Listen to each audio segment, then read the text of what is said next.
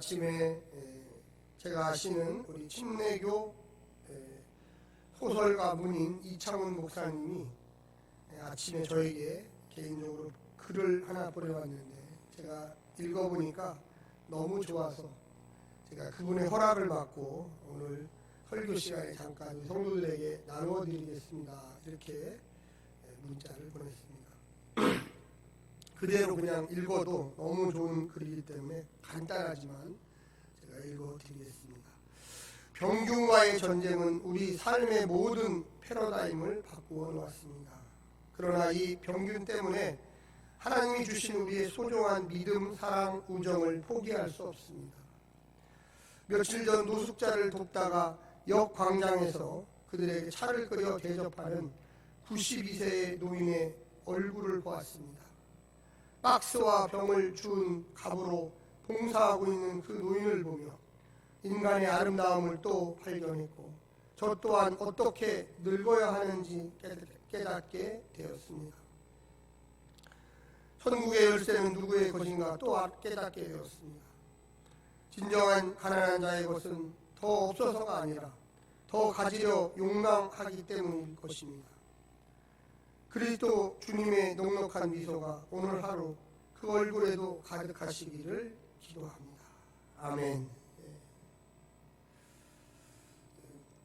이 목사님이 제가 늘 말씀 한번 드렸지만 혼자 결혼도 하지 않고 고아들하고 결혼을 해서 옥천에서 그 고아들이 너무나 범죄에 쉽게 노출되고 또 그로 인하여 사회에서 버림받고 그 고아들을 데려다가 살에다가 우리 그 목사님 말씀대로 풀어놔서 집도 캐고 염소도 키우고 그렇게 해서 그 고아들이 자립할 수 있도록 지금 집단 그 생활촌을 지금 만들려고 아주 노력을 많이 하고 있습니다.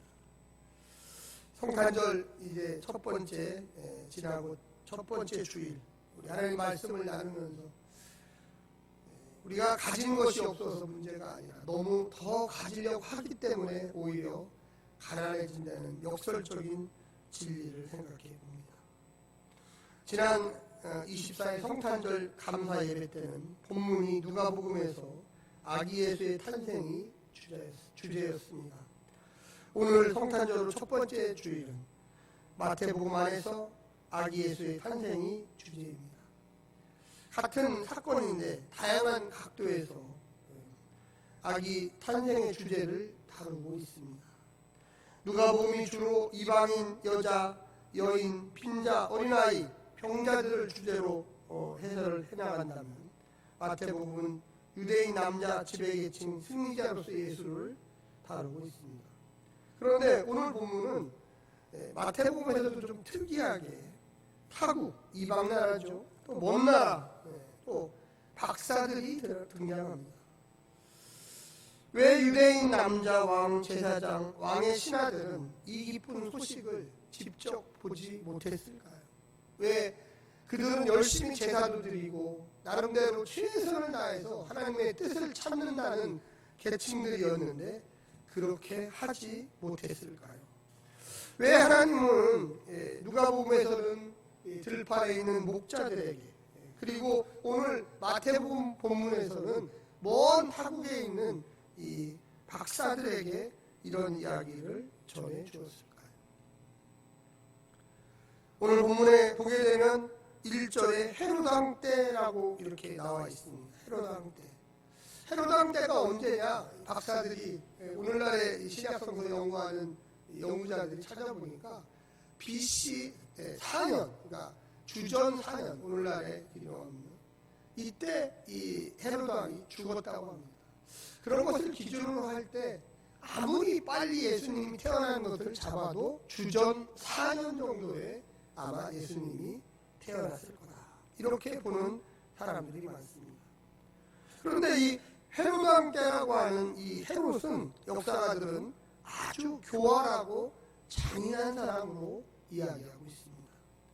오늘 본문 이후에도 나오고 있지만 그는 성서 역사가들에 의하면 아주 권력을 잘 사용해서 교활한 사람으로서 또 잔인한 사람으로서 자기를 반대하는 그 어떤 세력들도 다 모두 다 죽였다고 합니다.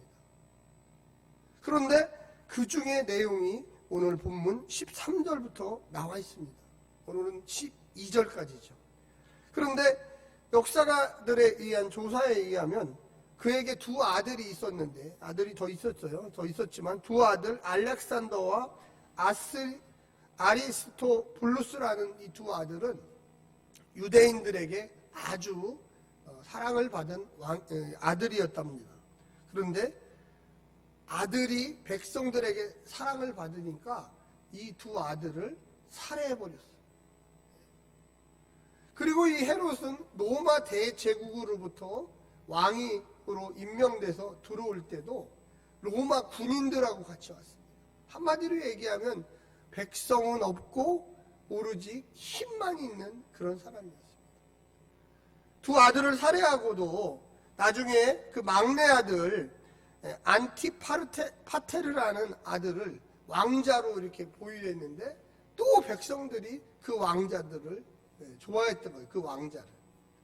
그러니까 그 마지막 왕자까지도 어느 날 갑자기 살해해 버렸답니다. 세 아들을 다 자기들보다 이 나이도 어리고 또 그리고 자기 친아들이에요. 그런데 그 아들 셋을 백성들이 좋아한다는 이유로 살해를 해버렸어요. 그래서 교활하고 잔인하다.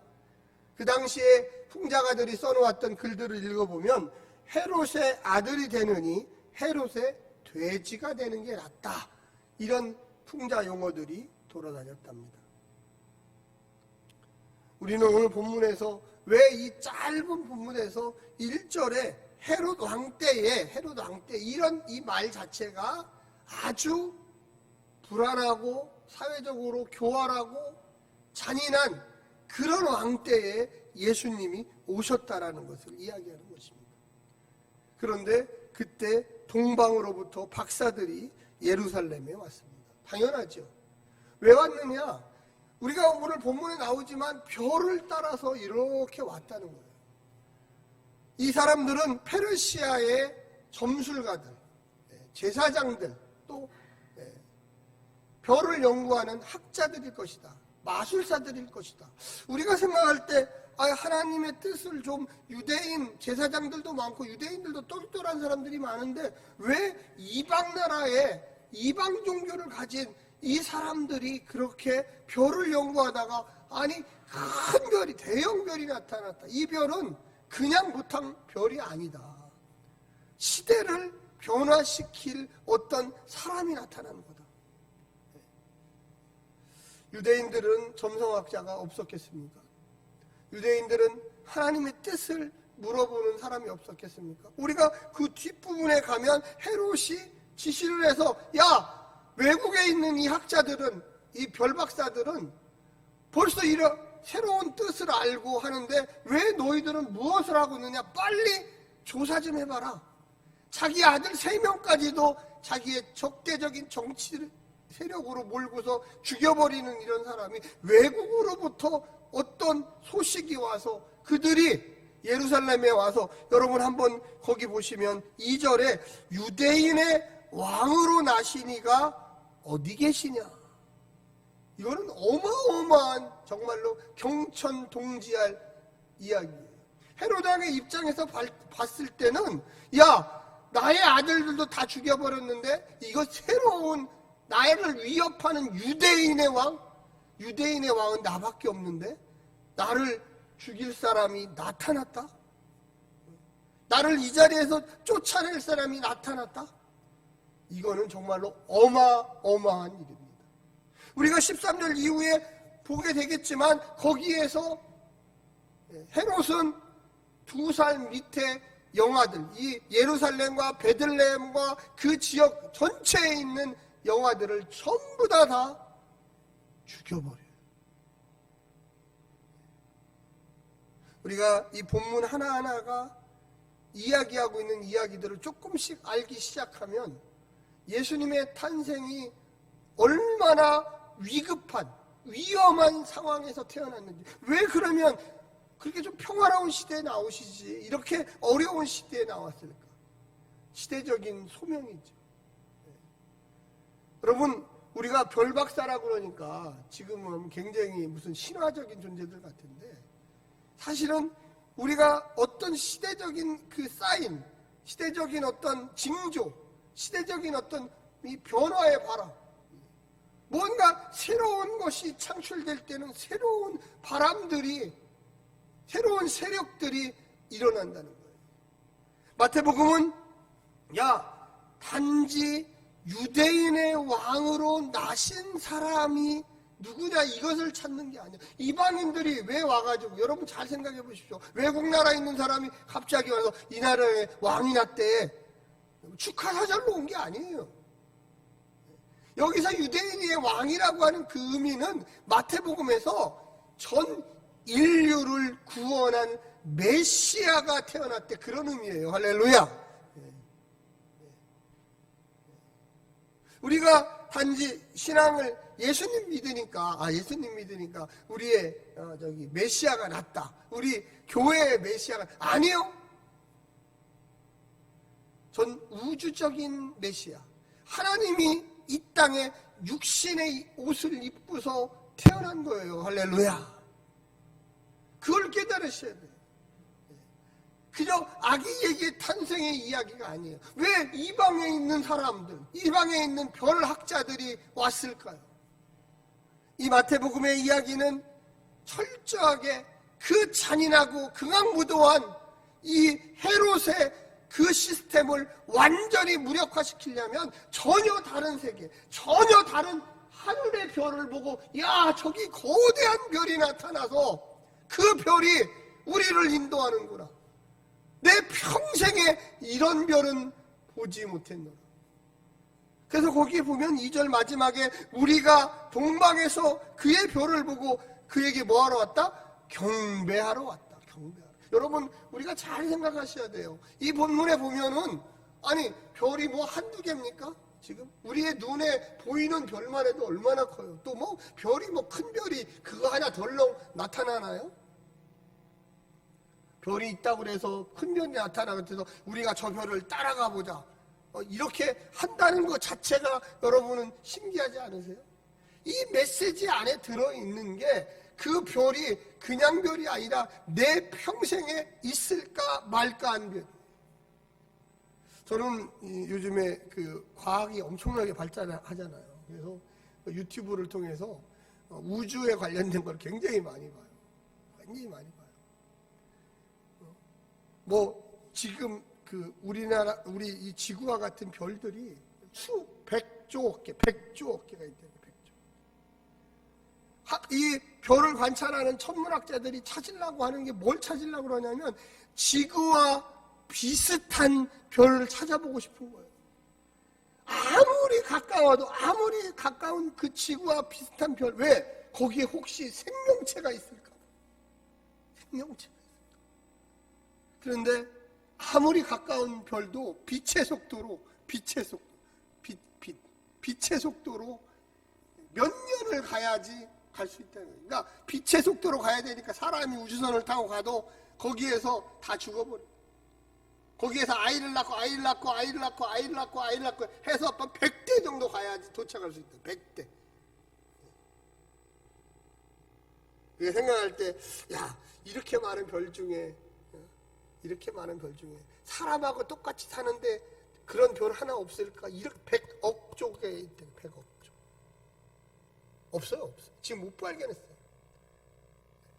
어떤 학자가 그렇게 썼더라고요. 발견을 해도 우리가 거기를 갈 수가 없다. 지금의 기술로는 앞으로 1000년이 지나도 갈 수가 없다.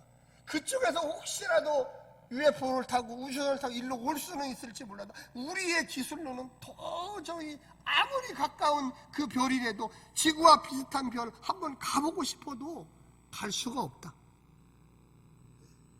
저는 그래서 그런 것을 볼 때마다 좀 걱정하는 게, 혹시 우리의 지구와 비슷한 별이 있는데 거기 사람 나타나면 어떡하지? 근데 걱정할 게 없어. 절대 걱정할 게 없어.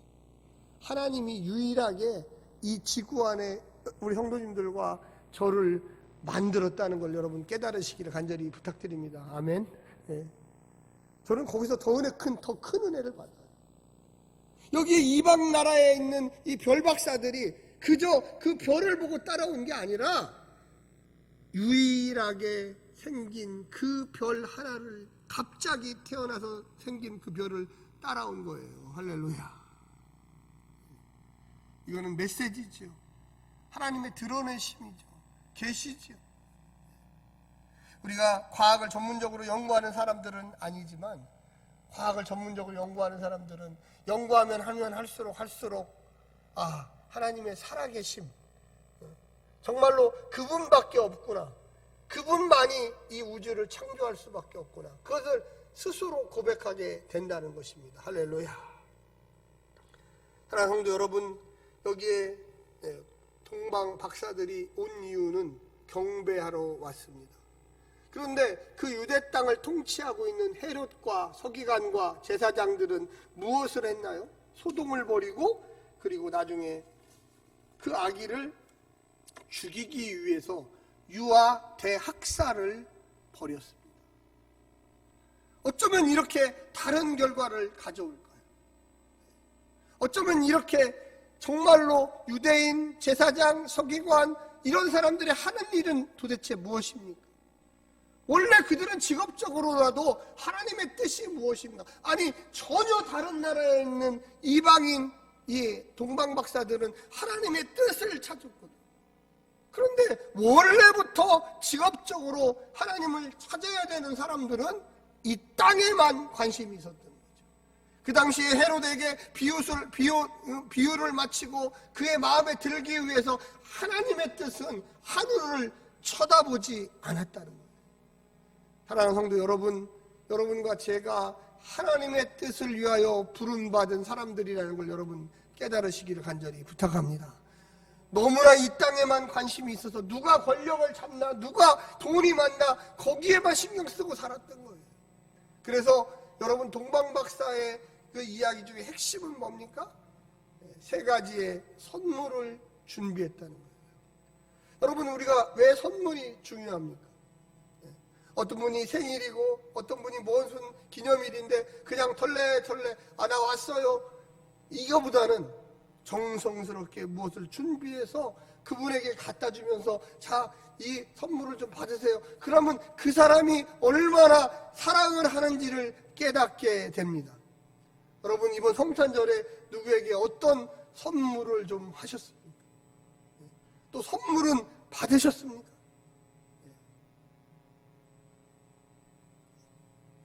저희 딸이 쿠키를 만들었더라고요. 쿠키를.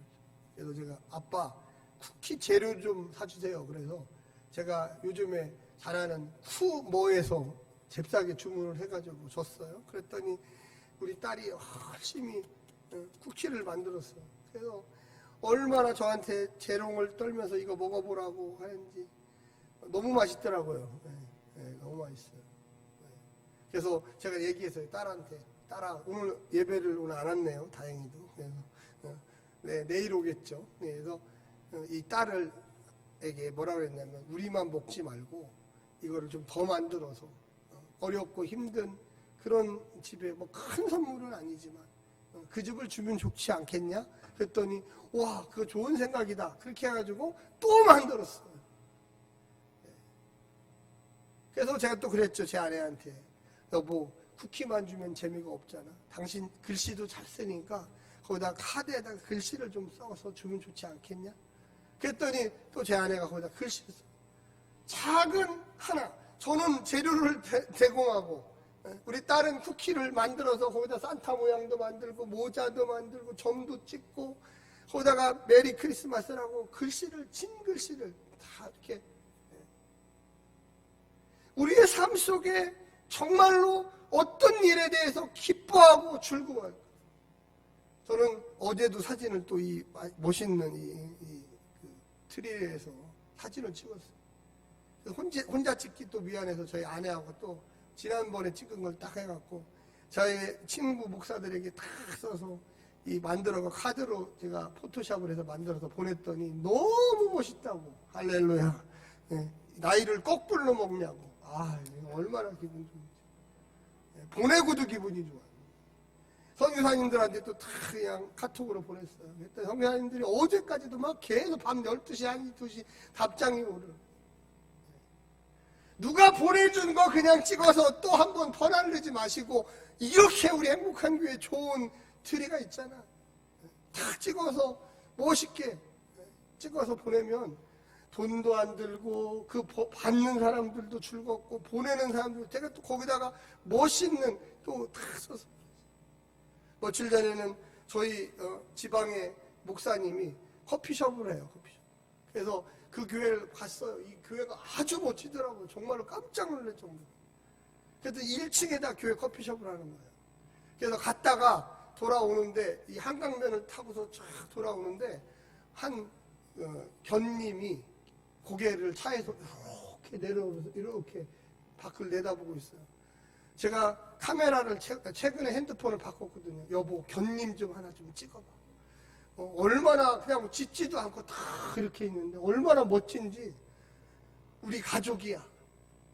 우리 차가 아니에요. 옆에 차. 차가 막 밀리길래, 여보 저 견님 좀 한번 찍어봐. 새로운 가족이야. 얼마나 의젓하니. 나보다 더 의젓하다.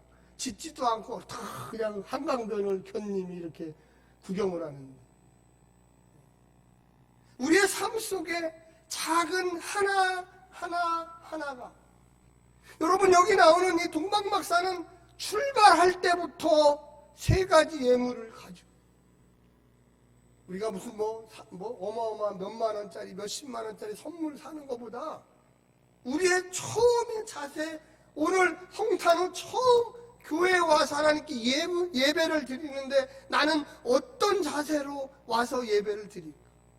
누구를 죽일까? 헤로데 태도예요. 야, 니들 외국에서 왔지? 빨리 베들레헴에 가라. 우리 학자들한테 조사해 보니까 베들레헴에서 메시아가 난대더라.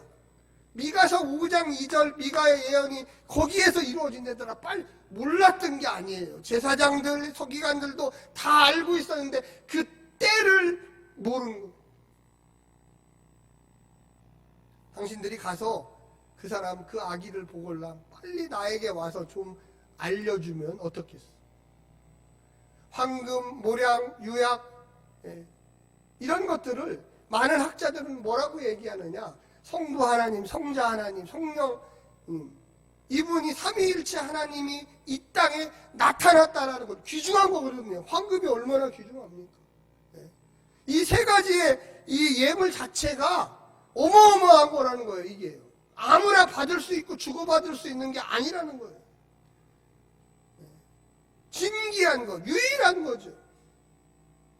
그래서 왕의 권위와 하나님의 나타나심과 성령님의 함께하심을 보여주는 대표적인 거라는 것입니다.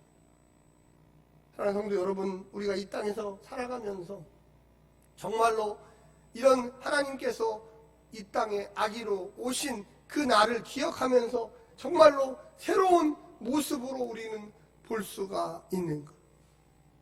우리는 진심으로 한번 생각해 보아야만 하는 것입니다. 사랑하는 성도 여러분, 우리가 정말로 꿈에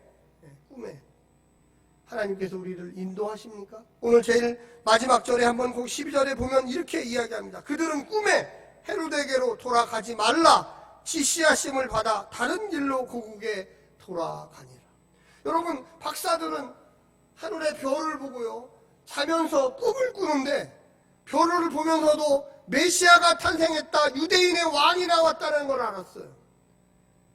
자고 있는데 하나님이 나타나서, 야, 헤롯은 잔인한 놈이야. 헤롯은 큰일 난 놈이다. 너 거기 가서 예수님 봤다고, 아기 예수 봤다고 그런 얘기 하지 말고 다른 길로 돌아서 빨리 네 고향 땅으로 돌아가거라. 우리가 성령에 충만한 사람들을 이야기할 때 바로 이런 현상을 보는 거예요. 시대가 어떻게 바뀌고 있는지를 빨리 캐치할 수 있는 사람. 그리고 하나님, 내가 정말로 이런 일을 경험했는데 당신의 뜻은 무엇입니까? 그래? 너 빨리 다른 곳으로 도망가야 된다. 큰일 난다. 그 해로 다시 만났다가는. 여러분, 이런 경험이 있으신가요? 정말로 하나님을 고대하고 사랑하고, 내가 처음 떠날 때부터 예배드리러 가는데, 내가 하나님 만나러 가는데 그냥 갈 수 없다. 내가 정말 기쁘고 즐겁고 정말로 내가 만나야 될 그분은 주님이시다, 이런 자세로 예배에 오시는가요? 성탄절이 지났으니까 이제 끝이야. 아니요. 성탄절은 계속되고 있다는 걸 여러분 깨달으시기를 간절히 부탁드립니다. 우리의 삶 속에 꿈을 꾸고 비전을 가지고, 내 주위에 정말로 도와야 될 사람들이 많은데, 92세 할아버지가 병과 폐품을 팔아서 그 돈을 가지고 노숙자들한테 가서 차를 끓여주면서 이거 드시고 힘내시라고 하는 그곳에 예수님이 오신다는 걸 여러분 깨달으시기를 간절히 부탁드립니다. 우리의 삶 속에 그 화려함, 아니요. 별거 없는 그 인생들, 그런데 그 속에서 놀라운 사랑의 역사가 일어난다는 것을 아셔야 돼요. 우리가 말씀을 듣고 며칠 남지 않은 올 2020년 우리의 이웃들, 힘들고 어려우신 분들을 돌아보시기를 간절히 부탁드립니다. 기도하겠습니다.